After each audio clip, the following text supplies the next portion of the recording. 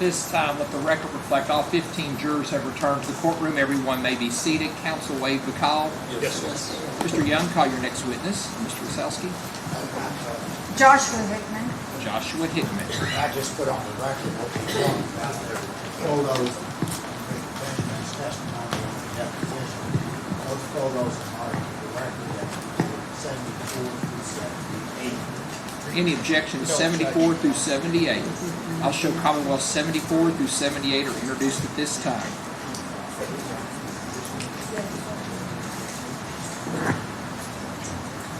Sir, if you'll raise your right hand for me. Do you swear or affirm the testimony you're about to give will be the truth, the whole truth, and nothing but the truth? Yes, sir. If you'll have a seat right over there. Please sit as close to the microphone as you can, and please answer all questions asked of you. Ms. Young, proceed when you're ready. Mr. Hickman, would you introduce yourself to the ladies and gentlemen of the jury? Sure. Good morning. My name is Josh Hickman. And Mr. Hickman, you're not from Kentucky, right? No, ma'am. I'm from North Carolina. Okay. And what do you do for a living, Mr. Hickman? I am a digital forensics expert with a company called Celebrate. In addition, I also consult in digital forensics matters for a firm called Smarter Forensics. And I assume if you're a digital forensics expert, you have to have some kind of training and education in that area. Can you kind of just give the jury an idea of your background? Yes, ma'am. Currently, I hold the Global Information Assurance Center, or GIAC, Advanced Smartphone Forensic Certification. I also hold the GIAC Certified Forensic Examiner, same organization. I am a certified computer forensic examiner by way of the International Association of Computer Investigative Specialists. I also hold a Master's of Science degree in Digital Forensic Sciences from Champlain College in Vermont. And have you testified in both state and federal court regarding digital forensics? Yes, ma'am, I have. Okay. And at this time, Judge, I'd like you to recognize Mr. Hickman as a digital forensics expert. Any objection? So noted. So I'm going to ask you, how did you first become involved in the case of Commonwealth versus Brooks, Houck, and Joseph Lawson? So the Commonwealth approached Smarter Forensics to examine some evidence related to a cell phone. The cell phone, an extraction had been formed on the cell phone, and the cell phone had been identified as belonging to an individual by the name of Crystal Rogers. And as it relates to Ms. Rogers, what did you receive? I received an extraction of data. In other words, a tool was used to extract data from the cell phone, and I was presented with the extracted data. Okay. So, and as it relates to that extraction, what were you requested to do?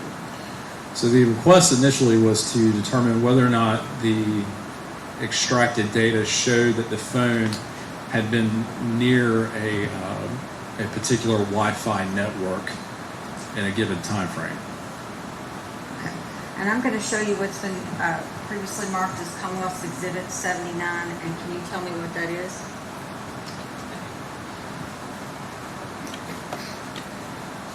Yes, this is a report that I prepared for the Commonwealth and turned over to them via email. And does that fairly and accurately represent the report that you prepared? Yes, ma'am, it does. Okay. We're going to go through that really quickly, or not really quickly, actually, it'll be a little bit complicated, but we're going to go through it and try to make it as simple to follow as we can. So,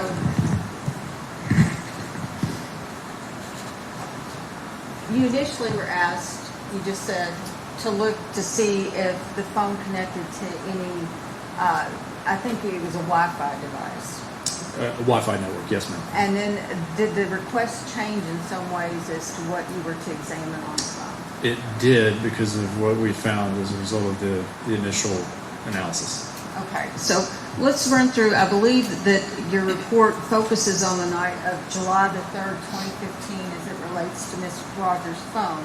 So if you could run through your findings and how you arrived at those findings in your report. Sure.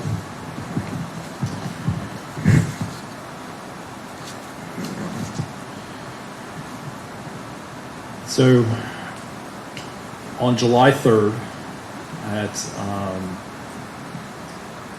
7:39:31, and I apologize, I'm having to do some time zone conversions as I'm sitting here. There was an app called Cookie Jam that was in use on this device. Based on information freely available on the internet, Cookie Jam is a gaming type of app for the Android platform. The use of Cookie Jam stopped at 7:41 p.m. local time. After that, the recent screen was opened on the device. So if you think about most modern smartphones, they're able to multitask. So if you take your phone and you just kind of swipe up halfway, you'll get a bunch of different windows of apps that you've recently opened, and that allows you to scroll through and get back to a different app that you were using previously. The app Facebook was being used at approximately 7:48:28.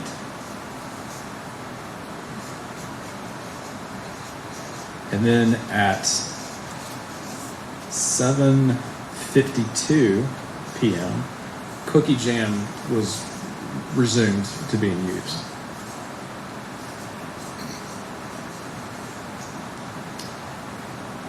At 7:52:51, a Facebook message was sent from the device, and the message contents were, "Okay, sounds good."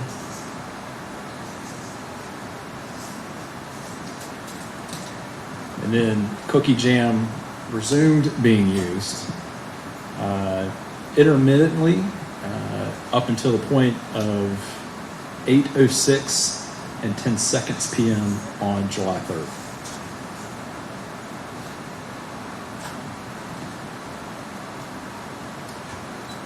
At 8:06 and 14 seconds, the app Sugar Smash Book of Life was then being used on this device.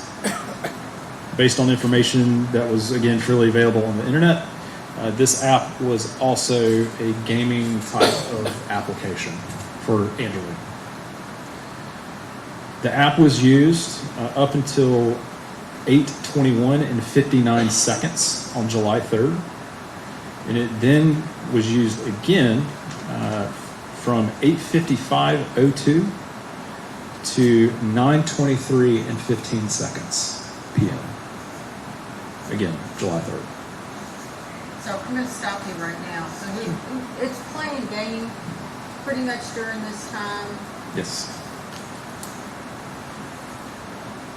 And I'm just going to write game out here. And then it had an intermittent stopping and went back to recents or Facebook and sent a message. Yes. Okay. So what happens at 9:23? At 9:23 and 10 seconds,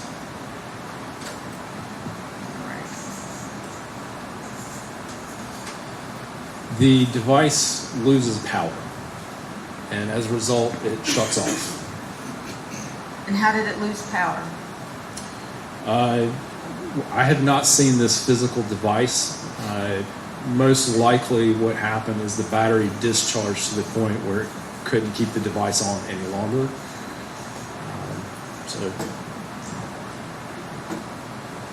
And I want to stop again because some of the time zone devices and the data that you look at are reflected in what you call UTC time. That's that universal time that you see. And when you write a report, do you write it in UTC time when you write a report, or do you write it in local time, or what do you do? So normally I do write my reports in UTC, or Universal Coordinated Time. The reason behind that is because when I turn over a report, I'm not sure who the consumer of that report is going to be. UTC time is kind of understood to be universal, so depending on where a device was and its time zone settings, it kind of helps, the local person or persons who are consuming the report that I write can apply the appropriate time zone offset to UTC. So this event that's at 9:23:10 where the battery dies. Yes. The power is lost. Mm-hmm. Okay. How do you know what time that, I think what I'm asking you is some things on the phone or the data that's stored are they sometimes reflected in UTC time? They are, but you do have files and artifacts that are storing data what we consider local time or time where the phone thinks it is in the world. So how do you confirm what actual time this occurs? So there was two things. First, I checked the time zone settings of the phone or in the extracted data, and it was set to American New York time, which would be UTC -5. And at that particular time of year, daylight savings was in effect, I believe, for the Bardstown area. And so based on that information, I applied the appropriate offset to arrive at this time. Additionally, I ran some tests using an exemplar device that was running the same version of Android that was running on this particular device. And through my testing, confirmed that the information in the artifact that had this timestamp was storing information in local time. So, somewhat quickly, can you explain what the exemplar device is? What do you do to create this device?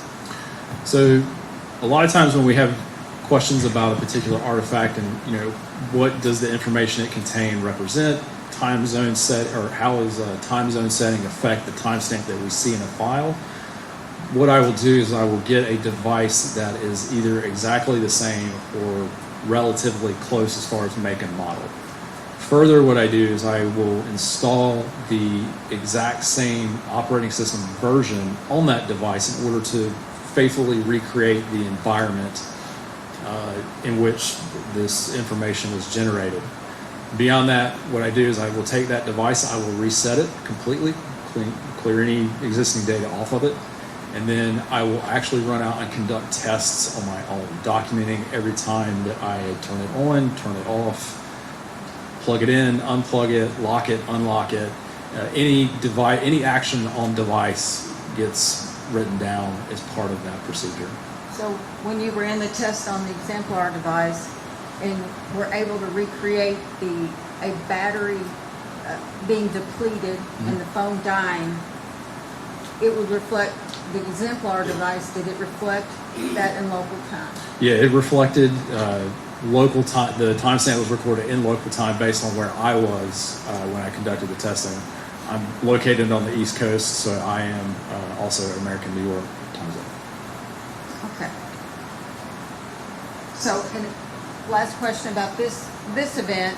At this time, the game also stops when the battery's depleted. Correct. Yes. So what's the next event that you see on the phone?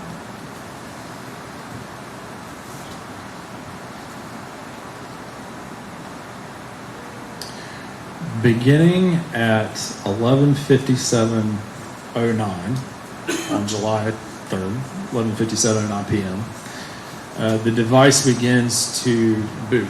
In other words, it starts to come on, power on.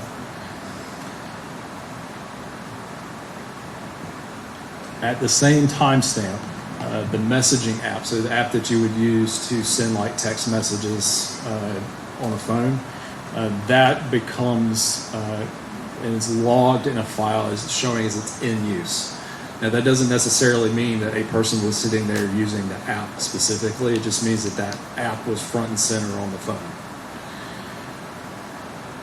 Approximately 5 seconds after that, there is a set of GPS coordinates that get recorded in an app called Retell Me Not.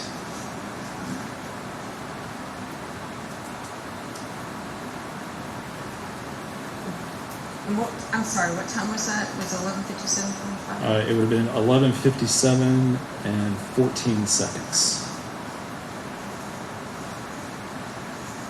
And while we're there, let's talk about those coordinates on the Retell Me Not. We'll call it a hit or a ping.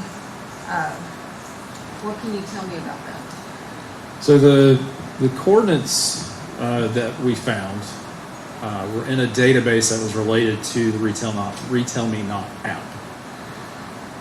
As part of those GPS coordinates, there is a value that was recorded called H_accuracy. A lot of times when we see GPS coordinates recorded in mobile devices, it comes with what we call a horizontal accuracy associated with those coordinates. In essence, it's the phone's confidence of how accurate the GPS coordinates are. We typically see horizontal accuracy expressed in meters. In this case, the H accuracy value was listed as 3,700, so 3,700.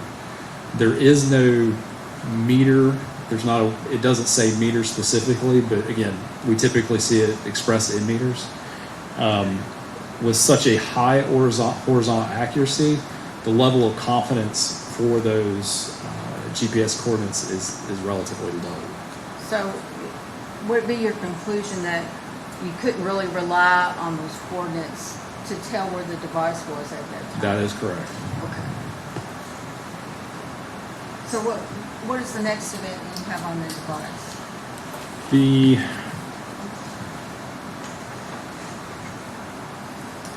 At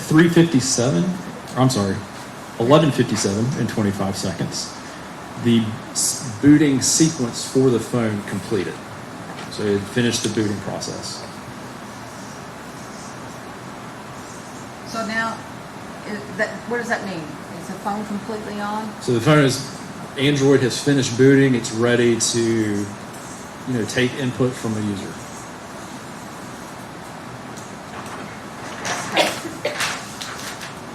And what's the next event you have on the phone?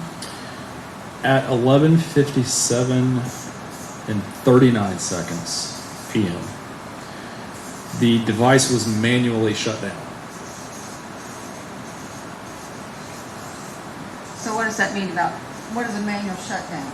So a manual shutdown in this case would be, if you think about how you shut off a phone, typically there's some type of button sequence that you need to push on a phone.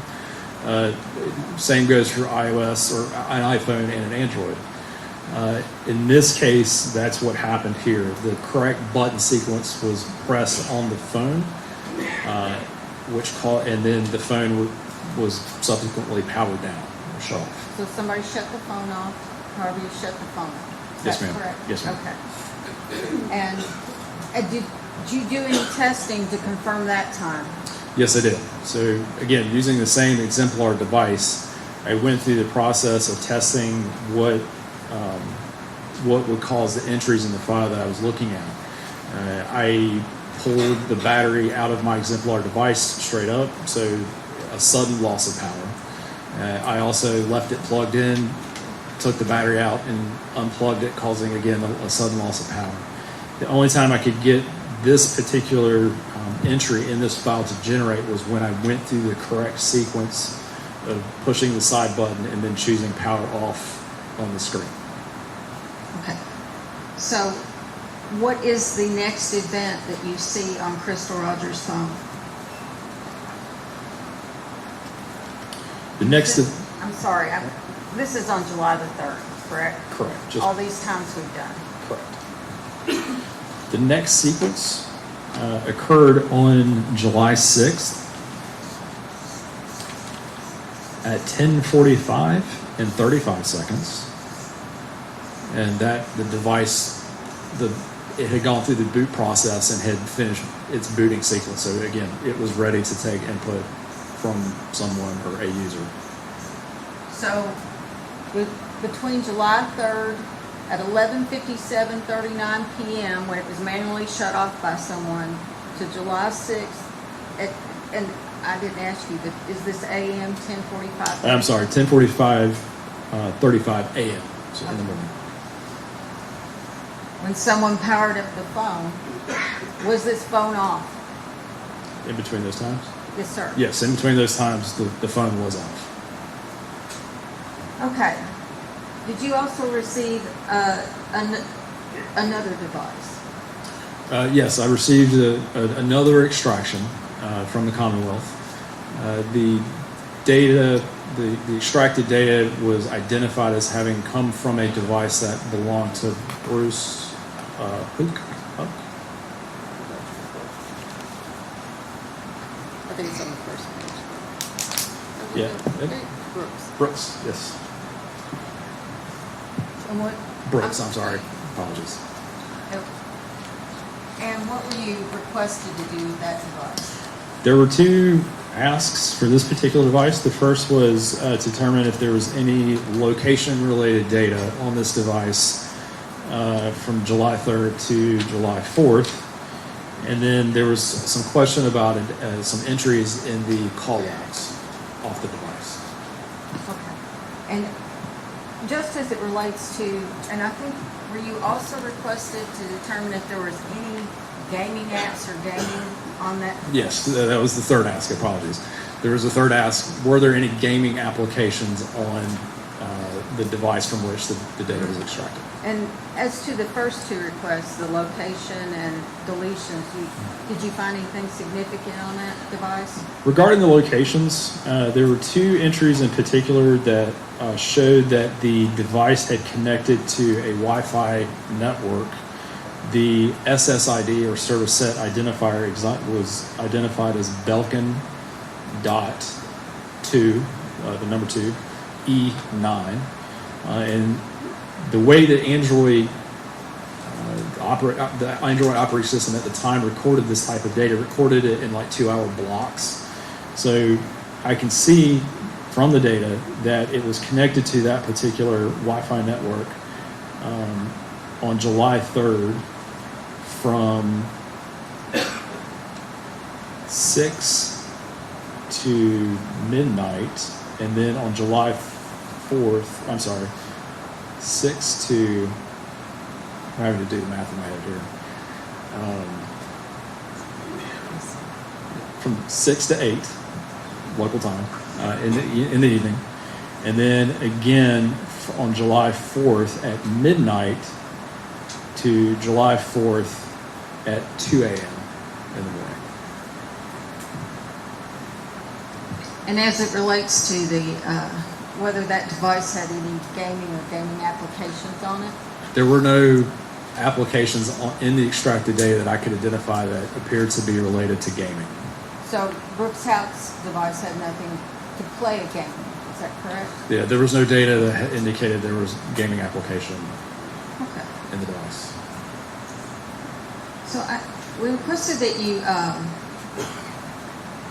look at one other thing, and there was a prior report in this case that was done in 2018 in which there was a Retell Me Not location ping at coordinates in Louisville, Kentucky at 11:01 p.m. on July the 3rd of 2015. And that was on Crystal Rogers' extraction, correct? Yes, ma'am. And what were you able to conclude about that? That the location information and the timestamp associated with that entry was a false positive. Okay. We're going to have to dumb this down, but you're going to have to explain to everybody what is a false positive. So, examining the report from which we see these coordinates and this timestamp, the tool that was used is called Celebrite Physical Analyzer. It's a tool that's used to examine extracted data from cell phones. It has the ability to do what we call carving. And what carving entails is that when an examiner tells Physical Analyzer to go carve for locations, what happens is it's running across all of that extracted data, and it's looking for anything that it can interpret as a latitude or a longitude. So as it's running across the extracted data, if it finds something that it can interpret as latitude, it starts looking in the surrounding areas in the extraction for something that it can interpret as a longitude. And the inverse is true. If it finds a longitude first, it starts hunting around for a latitude. It also starts looking for a timestamp, again, in the surrounding areas where it finds the latitude and longitude. and it presents that to the examiner. And the idea is that the examiner has to go behind the tool and validate it, because the tool is not providing any validation function in the background.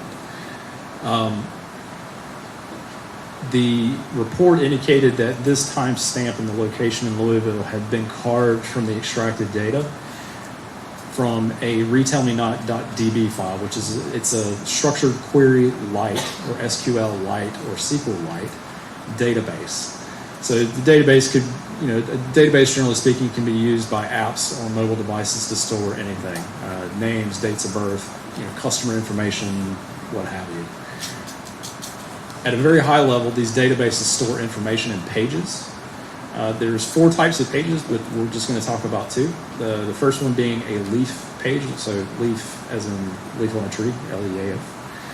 That's where the records are stored. So if I have a database that is storing names, addresses, and phone numbers, the database under the hood is storing those names, addresses, and phone numbers in leaf pages. The other type of page is what we call a table internal page. Table internal pages actually are not used to store records. They act as a table of contents for the database, and they point to those records.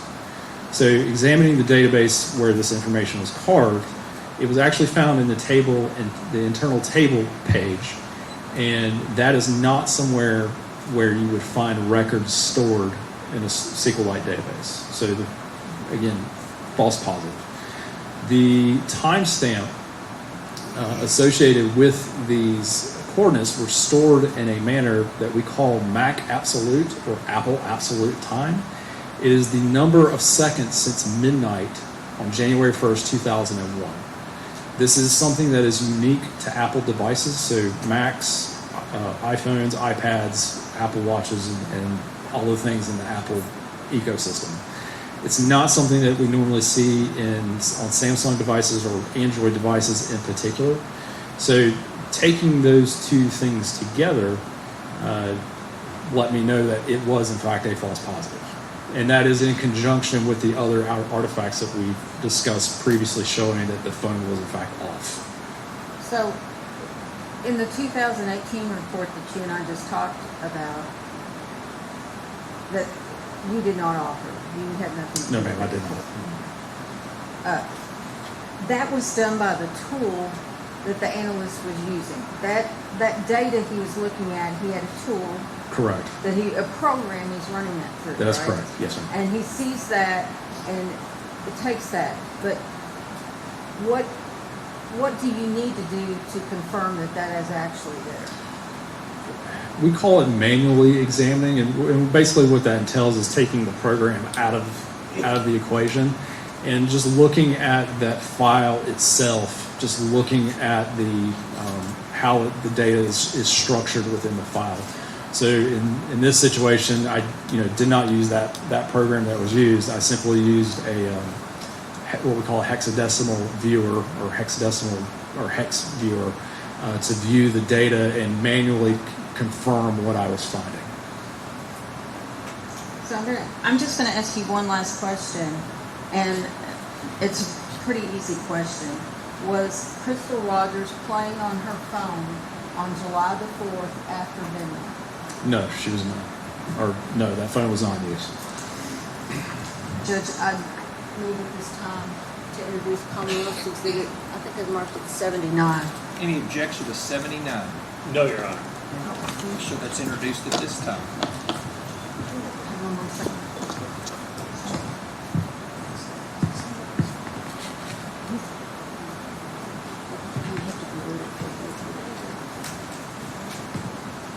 I don't have any further questions, sir. Any cross, Mr. Butler?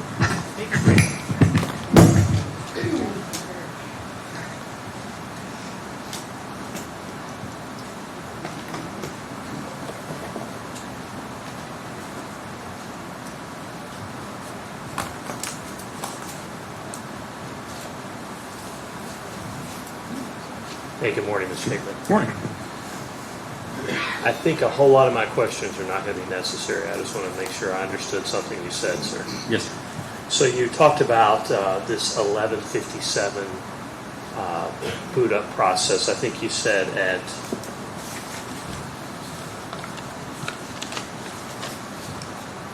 11:57 and 14 seconds. Do you recall that, sir?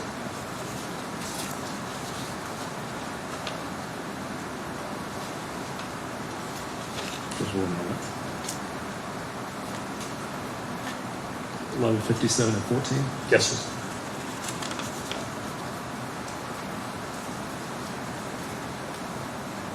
So the boot sequence started approximately 11:57:09. I may have gotten it wrong. 11:57:09, Yes, sir. and then I think at 11:57:14, this retell me not popped on the phone. Correct. Correct. That is correct. And if I understood your testimony, you can't rely on that for any location data. Correct. That is correct. The horizontal accuracy is too high. So that doesn't tell us anything about where the phone was located. No, correct? sir. It's All not right. reliable. Well, that took care of most of my questions, so we're going to go. You found that at 9:23 p.m. Eastern Standard Time, or Eastern Daylight Time, Okay. per your report, that Ms. Rogers' phone powered down to a dead battery on page 3, correct? Yes, sir. Prior to that, the phone, and I'm not going to go back through it, the phone was in use playing a couple of different games, correct? Yes, sir. And I think you also mentioned that it was Facebook message sent or received, but there was Facebook and games until Yes, sir. 9:23. That's correct. Battery dies, correct? Yes, sir. It turns on briefly at 11:57:09 and is off again at 11:57:39, correct? Correct. Yes, sir. And it is rebooted on July 6th at 10:45. Does that sound accurate, sir? Yes, sir. It does. And I'm going to represent to you the police had the phone by July 5th. Okay. I think that may be all the questions I have, so if you just give me 1 second. Yes, sir.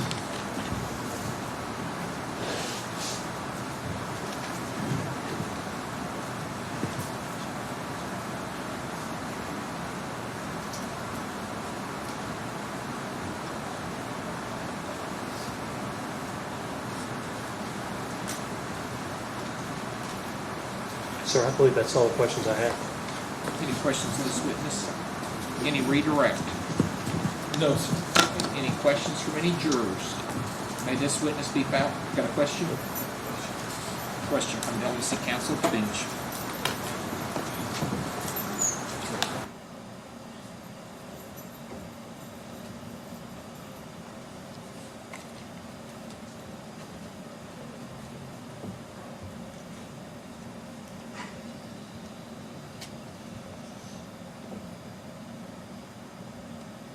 I don't think I can ask this question. This witness, he will not know.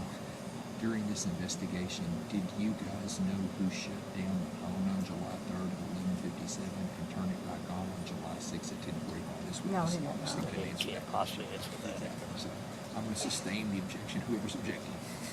Thank you. I'm sorry, that's an inadmissible question. I can't ask that question, okay? All right, may this witness be finally excused? No, sir. Subject to recall. Okay, sir, you're subject to recall, okay? Call your next witness.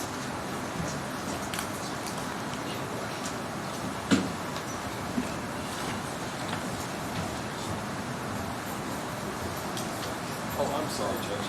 Detective Jamie Brooks. Jamie Brooks.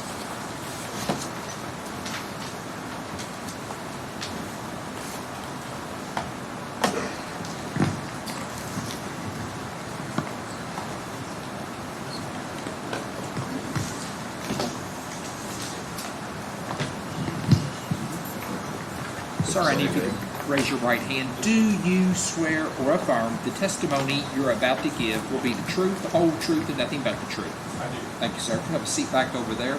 Please answer all questions asked of you. Please sit as close to the microphone as you can.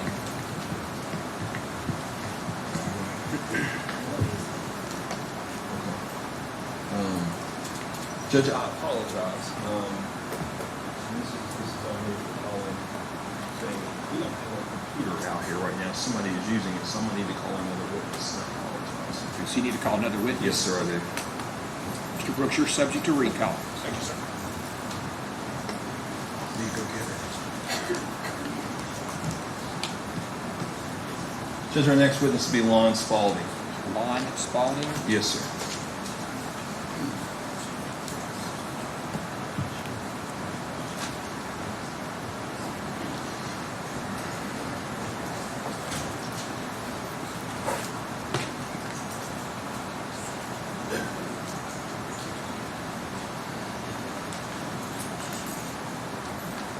Sir, I need you to please raise your right hand for me.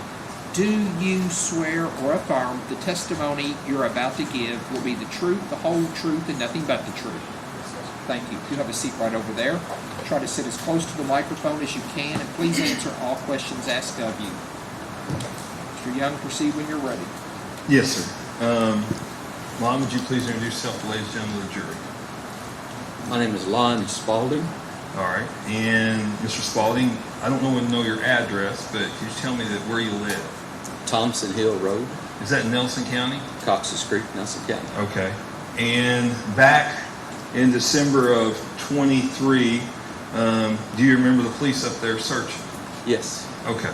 And was that, where was that in relation to your property? I live on my family's acreage. Okay. My personal property doesn't join the Thompson property, but my family property does. It's Okay. just to the front of my property. Okay. And how big is the Thompson property? Thompson property is on both sides of Thompson Hill Road. Jeremy Thompson lived on 4.2 acres on my side of the road. His father lived on 75 acres across the road. Okay. And you live on the Jeremy Thompson side of the road, Jeremy is that Thompson correct? side. All right. And could you tell me, as it relates to that property, is it wooded? Is it fields? The Jeremy Thompson side is mostly open with some woods down in a holler that's not accessible. Okay. And the David Thompson side? It's probably, say, 10 acres open and probably 65 wooded. Okay. And could you tell me about the condition of the Thompson property? When I talk about the condition, is there stuff buried there? Yes, there's a lot of garbage and household garbage and debris buried there. Okay. And how much, when you say a lot, could you describe what you mean a lot? Pickup truckloads, multiple. I wouldn't be surprised if it was 20 or 30 pickup truckloads. Of trash? But a lot, yes, of mattresses, discarded furniture, sofas, stuff like that. Okay. And is that visible from the surface of the land? It used to be, but over the years they buried and burned and buried and burned. So Okay. eventually it was all. What were they burying? As I understood, Jeremy would clean out apartments, and this would be furniture that people left behind, so couches and box springs, televisions, just anything that would be discarded, left behind in an apartment would have been. What he was doing was bringing it out there and burning and keeping the money that it was intended to be taken to the dump with, Okay. So was he running an illegal dump? In my opinion, yes. Okay. And how long have you lived there? I lived there all my life. Okay. And what about David and Jeremy Thompson? David has lived there. He's older than I and longer than I have. The Thompson property was there before my father bought this property. My father bought ours in '66. And is this up in Cox's Creek? Cox's Creek. Okay. Now, do you remember the weekend of July 3rd and 4th of 2015? Yes. Okay.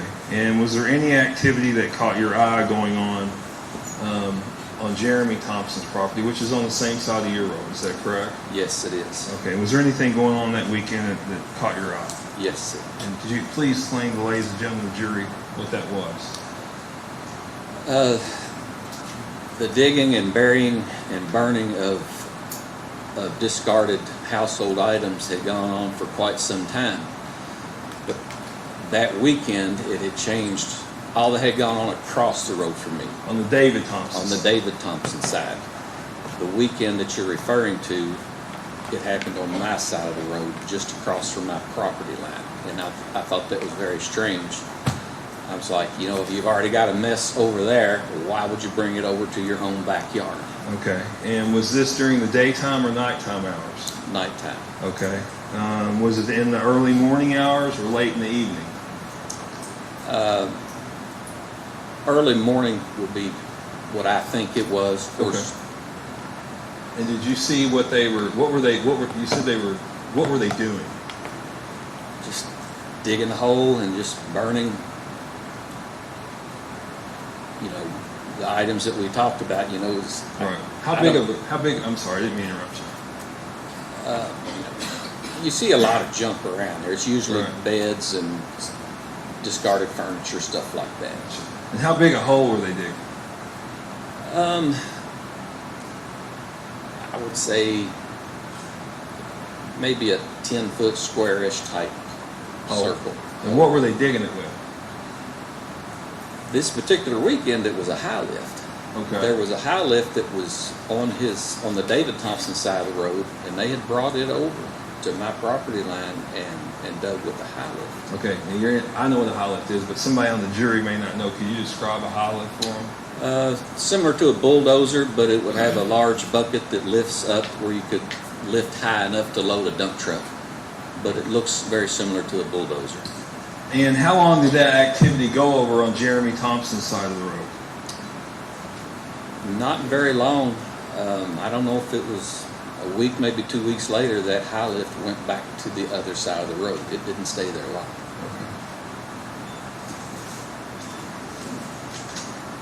And Mr. Spalding, I appreciate you, and please extend the same courtesy to the Fifth Council. Yes, sir. Yes, sir. Any cross? Just very briefly,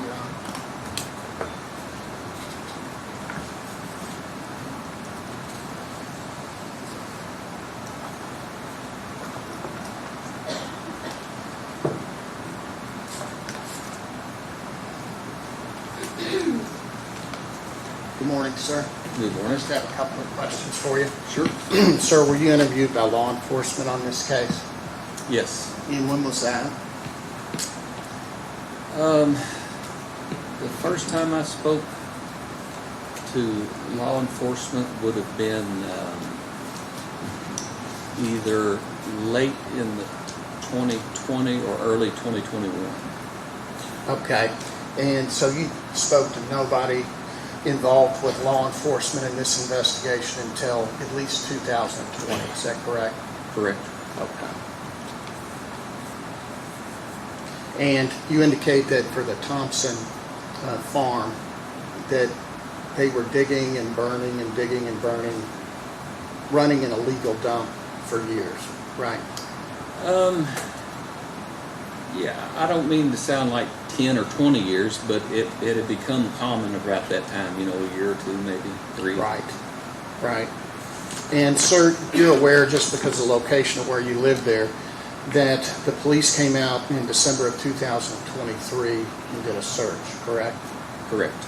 And that was a 3-day search. Do you remember that? Seems like it, yes. Okay. And there were lots and lots of officers there, correct? I saw a lot of activity, yes. Right. They brought in heavy equipment. They brought in vehicles. They set up tents. They had drones in the air, all of those things, correct? Right. And that was in December of 2023. And not that you would know, but you're not aware of anything being found out there as a result of those massive searches. I'm not aware of anything. Thank you very much, sir. That's all I have. Any cross? Any redirect? No, sir. Any questions from any jurors? May this witness be found excused. You're found excused. You may go. Thank you. Call your next witness. Ellyn. Kim Ellyn. Kim Ellyn. Edlin. Kim Edlin. Thank you.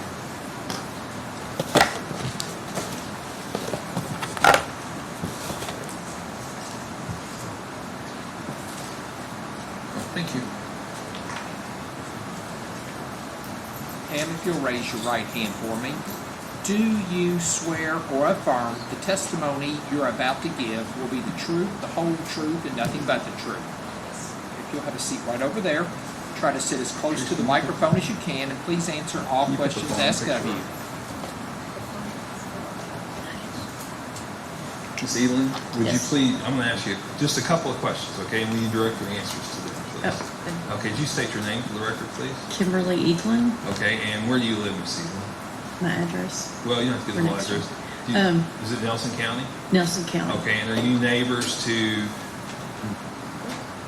the Houck farm? Yes. Okay, and there's a map up here, and if you can come up here, and Chris, if you can double click on it, I think it'll make it bigger. There you go. Do you recognize your house? This would be the Houck farm up here. Let's give her the microphone, please. Oh, I'm sorry. So is this your house here? Yes. Okay, and what property do you own? We own all this. So all of this is yours? This line, yeah. Okay, all right. The square. Okay, and I'm going to ask you, go sit down. I'm going to ask you, back in July of 2015, were you all home on the weekend of July 4th? No, Okay. And do you all typically do something on the 4th? we always go camping Okay. at Green River Lake State Park. The Green River Lake State Park. Okay, and when you left that weekend, is there any security cameras or anything? No, Okay. Were there any lights on the fields? the fields, Well, that area. just like at the house, like a security light. Yes, ma'am. Yeah, Okay. All right. And do you have a Wi-Fi extender? Back then, did you have a Wi-Fi extender? a router.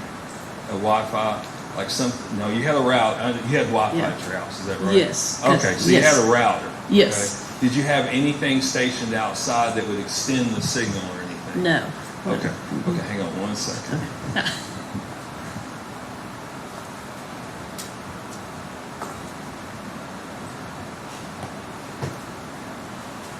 Judge, I don't have any further questions this time. Any cross? We have like a 5-minute break. I was going to print something out. I don't want to make everybody wait on me. We'll take a 5-minute break. All right, everybody then. Okay, why don't we go ahead and take a 10-minute break that will allow everybody to use the restroom. So the same admonitions are in place. Be back at 10:53. Come back in the courtroom and they go with the bail. And if you'll be back at 10:53, they'll escort you out and you can stand out. Jason, you can miss it.